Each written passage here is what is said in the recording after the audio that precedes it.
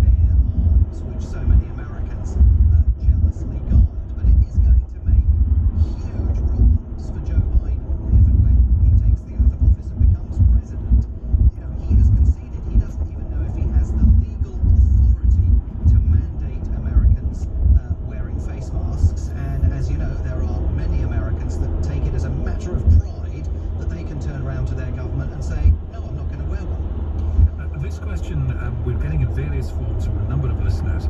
Let me put it to you in sort of text. What's the possibility of the Trump campaign sowing enough doubt in the results of the close states that he could persuade the GOP Secretary of State to not certify the votes? Yeah, well, I think that is a potential concern. I think they would have to certify something.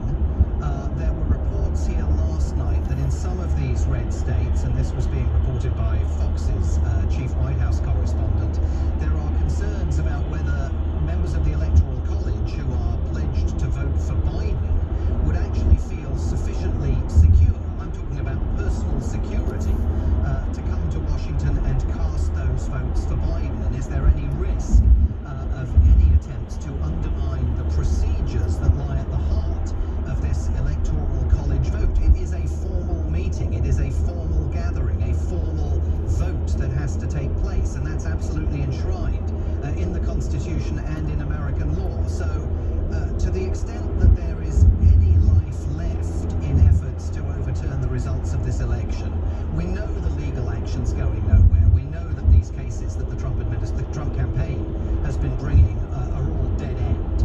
But messing around with the Electoral College and its composition could be another stage in this drama that we will yet be chronicling on the Eddie Mayer programme. Thank you, Simon. Simon Marks with us till 7. If you have a question, 0345 6060 973.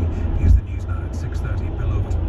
The UK has recorded its highest number of daily COVID cases since testing was introduced. A further 33,470 people have tested positive. The current circuit break lockdown in Northern Ireland is being extended by a week from next Friday. Cafes, hairdressers and beauty salons can open. Pubs, bars and hotels will stay shut until the week after that. Travellers returning to the UK from mainland Greece will have to self-isolate for 2 weeks, starting 4 a.m. Saturday. The travel ban on Denmark has been extended for a further fortnight. The weather, rain and gusty winds tonight for Northern Ireland, Wales and the west, spreading gradually east over England. Drier and milder further north and for Scotland with a low of 4 degrees. Weekends at LBC with David Lammy. And we are breaking the news. This is a great moment for me, and I'm getting emotional before tears start running down my eyes as I say it. Joe Biden is the president-elect of the US, and Kamala Harris, the first woman and the first African-American woman to become vice president. David Lammy, Saturday afternoons from 4. LBC. Here's a question. Would you rather retire with more of your money or less? More could mean an impromptu round of pina coladas for your guests. Less, an uninspiring bag of cheese puffs. When you move your pension to Interactive Investor, you pay a low flat fee rather than percentage rates, meaning you'll not charge more as your investments grow. Interactive Investor. Retire with more of your money. Value of your fund at retirement could be less than invested. Seek advice before you transfer a pension to II. Did someone say shortbread? Christmas or butter shortbread? That sings to you. Now we're getting clever.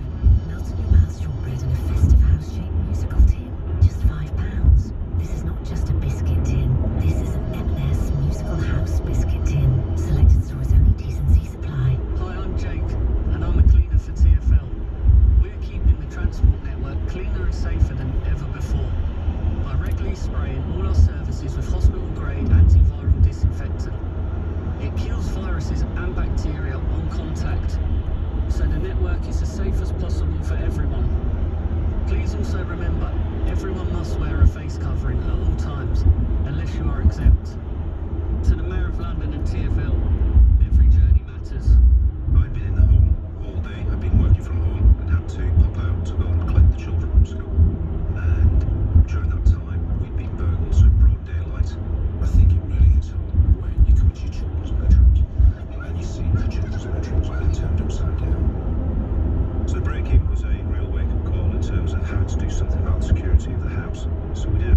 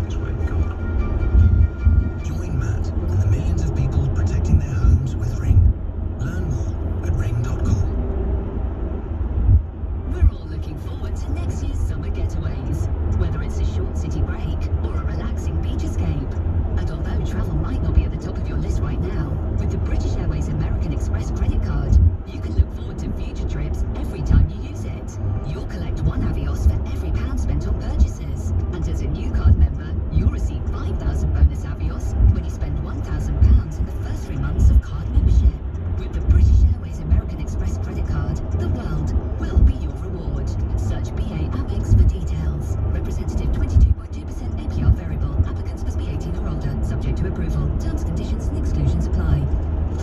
Oh, hello, John. Do come in. Just, be careful of the dog. Don't worry, dogs love me. They love me. Unfortunately, Pension B can't make you pet confident, but we can transfer most old pensions together into one simple online plan that you can easily access from your smartphone, anytime, anywhere.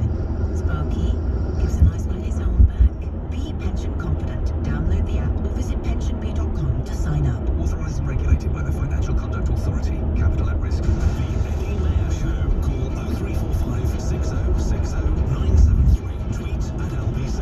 Text 84850. This is LBC.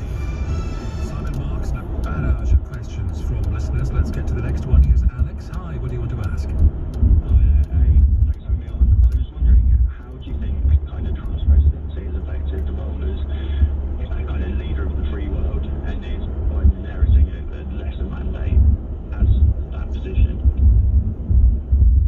I think it's a fantastic question, Alex. I mean, look, there is no question that the United States is no longer the country that Ronald Reagan used to describe as a shining city on the hill. I mean, he saw the United States as a beacon of democracy that the rest of the world ought to emulate, and clearly a number of different things have occurred simultaneously, culminating here with Donald Trump's presidency. But even before then, you know, the Iraq War, 8 years of Barack Obama never entirely restoring America's luster on the world stage, engaging in drone airstrikes, extrajudicial killings in places like Iraq and Afghanistan and Syria.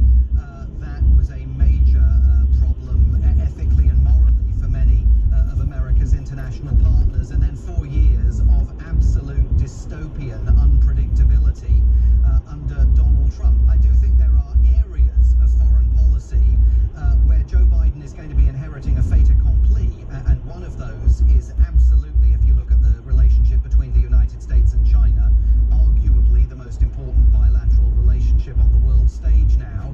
And the Trump administration has changed that beyond all recognition over the course of the last 12 to 15 months, and deliberately so, in terms of ending an era in which the United States believed that you could bring China into the club of responsible democracies. I mean, those days are over. The days of engagement with China are over. And even if Joe Biden was minded to change that back, and I'm not sure for a second that he is, at this point it will be impossible to do that, especially after the moves that the administration here has taken towards Hong Kong and tariffs in place against China, the trade war, etc. So in that regard, Joe Biden's going to be inheriting policies that he's going to have to take forwards. I think his message, and he's making this clear in all of the conversations that he has with foreign leaders, including, of course, the Prime Minister, his primary message is America is back. The problem with delivering that message is every foreign leader knows that Donald Trump just won 73 million votes.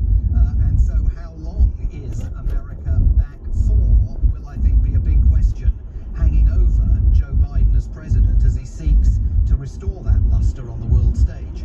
Thank you, Simon. Thanks, Alex. Here's Margaret now in Reigate. Hi, Margaret. What's your question? Hello? Hi. How do you know Hi, Margaret. President Trump is lying? Have you got proof? How do you know President Trump is lying? Well, I mean, if we're talking about the specific issue of election interference and fraud, because there is no evidence to support the claim that election fraud and election interference occurred. I mean, we saw Senator Marco. You say there isn't yet? Well, it's interesting you say that, Margaret, because I just noticed a minute ago, literally a minute ago on Twitter, Donald Trump's team said, help stop voter suppression, irregularities and fraud.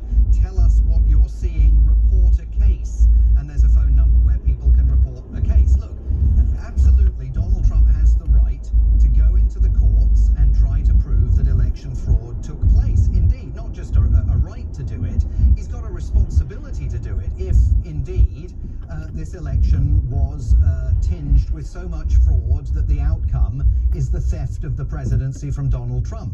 But there is no evidence yet to support that case. And indeed, we saw yesterday Senator Marco Rubio of Florida, a Republican, saying just because we haven't found any evidence yet doesn't mean that it didn't happen. Well, I mean, you can advance the same argument about the Loch Ness Monster. Just because we haven't found him yet doesn't mean that he's not there.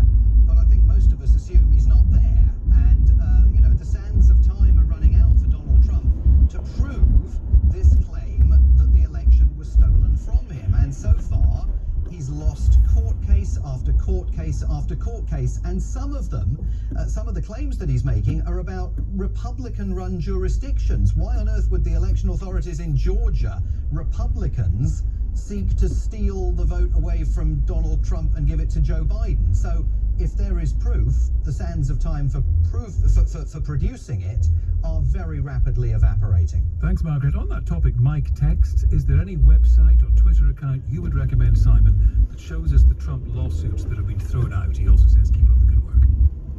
Thank you very much. Yes, there is. There is a terrific website called SCOTUS blog, which stands for Supreme Court of the United States. SCOTUS blog. And if you go to scotusblog.com/election-litigation, you will get to their 2020 election litigation tracker.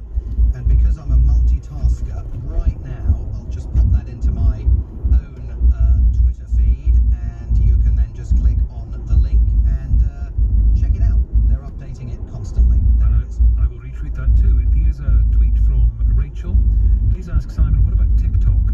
The deadline to stop it operating passed. Do Trump's orders die with his administration? So that's a very interesting question. Trump's orders do not automatically die with his administration. They would have to be undone by Joe Biden. And this, by the way, is one of the issues that frustrates Republicans, who say instead of wasting time on a wild goose chase looking for election fraud, we should be using the next 69 days to get as much stuff done as possible, so that, you know, let Joe Biden undo all of these knots if he wants to once he comes into office. You know, every president in that interregnum period, the last 70 days, they're always hugely busy, whether it's Bill Clinton pardoning his old mates who committed crimes, or George W. Bush trying to get rules and regulations passed. So the TikTok issue is something that remains in force. I mean, I think that we're still awaiting a resolution to the sale of TikTok's international operations by ByteDance, potentially to American owners. There was a statement by the White House just, I think, 36 hours ago, reminding everybody that the White House still is very unhappy about not having received sufficient assurances, they say, that the Chinese government will have absolutely nothing to do with TikTok's international operations if they do approve that sale. So it's a live issue, and it may well be a live issue that Joe Biden picks up in January, and we'll have to see what his attitude is towards it. A text from Brian. Simon, do you think Trump will resign so